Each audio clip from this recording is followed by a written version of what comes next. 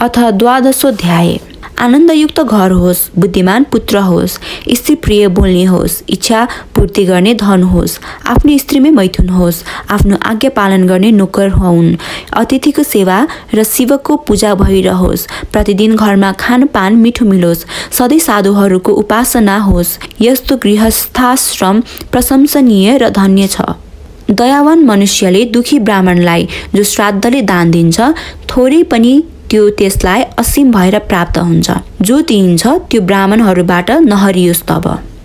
स्वजनमा चतुरता, परिवारमा दया, दुर्जनमा सठता, भला मानिससँग प्रेम, दुष्ट जनहरूमा खिल्ली, विद्वानहरूमा नम्रता, शत्रुहरूमा सुरता, बडो मानिसका विषयमा क्षमा, स्त्रीसँग धूर्तता। यी कलामा जो जनहरू कुशल हुन्छन् तिनीहरूमा नै लोकको स्थितिमा रहन्छन्।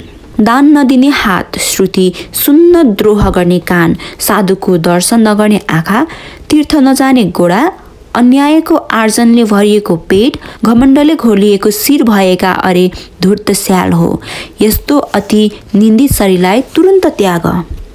जसको भक्ति श्री यशोदा नन्दन भगवान कृष्णका चरण कमलमा छैन, जसको जिब्रो गोपिनीहरूको प्रिय कथा कहनामा छैन, जसका कान श्री कृष्णजीको मनोहर कथाको रसमा आधार गर्दैनन्, तिनलाई धिक्कार छ।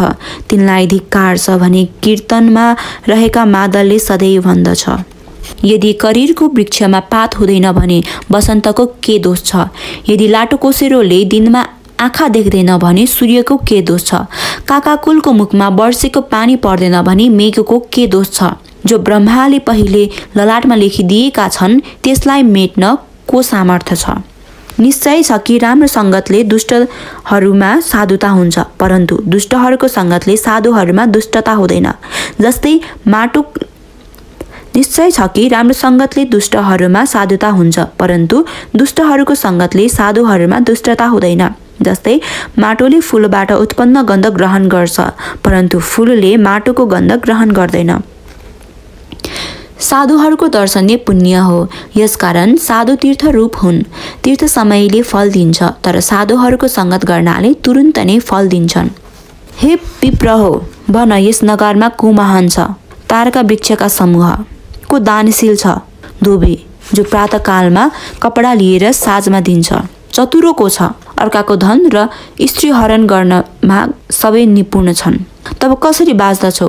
हे मित्र, विषको किराको नियमले म बाँच्दछु। जुन घरमा ब्राह्मणको चरणोदकले हिलो भएको छैन, जुन घरमा वेदशास्त्रको शब्दको ध्वनि गर्छन्, जुन घर स्वाहा र सधाले हीन छ, त्यस घरलाई शमशान समान सम्झे हुन्छ। सत्य मेरी माता, ज्ञान मेरा पिता, धर्म मेरा दाजु, दया मेरो मित्र, शान्ति मेरो पुत्र, यिनै छ मेरो बन्धु हुन्। यो शरीर अनित्य छ, धन पनि स्थिर छैन, मृत्यु सधैँ निकटै छ। यसै कारणले हमेशा धर्मको सङ्ग्रह गर्नुपर्दछ। ब्राह्मणहरू निमन्त्रणले, गाईहरू हरियो घाँसले, स्त्रीहरू पतिले रमाउँछन्। म चाहिँ हे कृष्ण धर्मसहितको लडाईँमा उत्सुक छु। अर्काकी स्त्रीलाई माता समान, अर्काको धनलाई माटो समान, सबै जीवहरूलाई आफ्नै समान जसले देख्दछ त्यही पण्डित हो। धर्ममा तत्परता, मुखमा मधुरता, दानमा अति उत्सुकता, मित्रमा निश्चलता, गुरुमा नम्रता, चित्तमा गम्भीरता, आचरणमा पवित्रता, गुणमा रसिकता, शास्त्रहरूमा विशेष ज्ञान, रूपमा सुन्दरता, शिवजीमा भक्ति। हे राघव, यी सबै विशेषता हजुरमा नै छन्। कल्प वृक्ष काठ हो, सुमेरु पर्वत हो, चिन्तामणि पत्थर हो, सूर्यको किरण अत्यन्त उष्ण छ, चन्द्रमाको किरण क्षीणशील हो, समुद्र खारो हो, बलि दितिको पुत्र हो, कामदेव बिना शरीरको हो, कामधेनु पशु नै हो, यसकारण यिनको म हजुरसँग तुलना गर्न सक्दिन। हे रघुपते, तपाईलाई अरू के कसको उपमा दिन सकिन्छ र? परदेशमा विद्या हित गर्छ, घरमा स्त्री मित्र हुन्छ, रोगले ग्रस्त पुरुषको हित गर्ने औषधि हुन्छ, मरेकाको मित्र धर्म हुन्छ। नम्रता राजाका पुत्रहरूसित, सत्य वचन पण्डितसित, असत्य वचन जुवाडीहरूसित र छल स्त्रीसँग सिक्नुपर्छ। विचार नगरी खर्च गर्ने, बिना कारणको प्रीति राख्ने, सबै जातका स्त्रीसँग भोगविलास गर्नमा व्याकुल रहने मानिस शीघ्र नै नष्ट हुन्छ। बुद्धिमानले खानाको चिन्ता छोडेर केवल धर्मको चिन्ता गरोस्, किनकि आहार त मनुष्यको जन्मदेखि नै उत्पन्न हुन्छ। जलको एक एक थोपा चुहाउनाले घडा भरिन्छ। विद्या र धर्मको पनि त्यही कारण छ। जस्तै उमेर पुगेपछि पनि जो खलो छ त्यो दुष्टै रहन्छ। अत्यन्त पाकेर गले पनि दुष्ट तितो फल मिठो हुँदैन। इति 12औं अध्याय समाप्त।